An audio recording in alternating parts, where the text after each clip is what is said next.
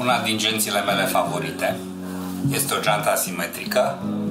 Am ajuns să fac genți asimetrice pentru că am făcut foarte multe genți de motocicletă.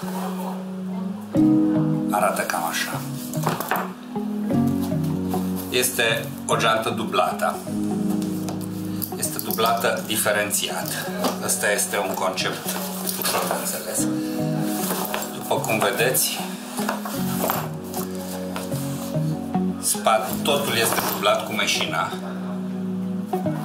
însă spatele este dublat până aici cu un material rigid numit Pitex, care e foarte solid.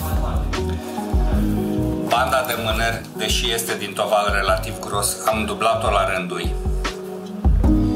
Mânerul este dublat cu o piele, cu această piele.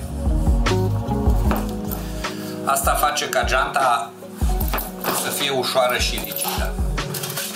E un avantaj foarte mare. Atunci când vreau ca laterala să se îndoaie pe unde zic eu, dublez diferențiat. Dacă observați, laterala este dublată de la cusătură până la cealaltă cusătură și se îndoaie unde vreau eu. Urechea asta la rândul ei este dublată ca să se îndoaie cum vreau eu. Are un plic înăuntru, ăsta.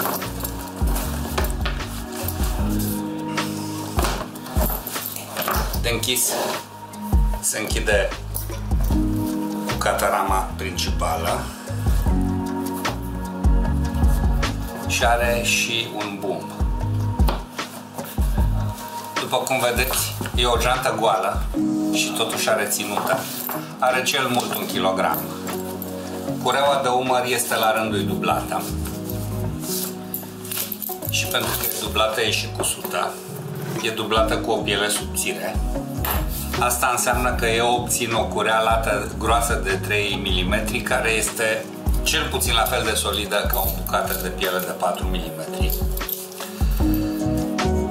Dacă știți scaunele laminate de la Ikea, ele întotdeauna sunt mai ușoare și cel puțin la fel de rezistente ca scaunele din lemn masiv. Așa e și cu pielea dublată. În rest, ce să mai zic despre geanta asta? E frumoasă. Ea e.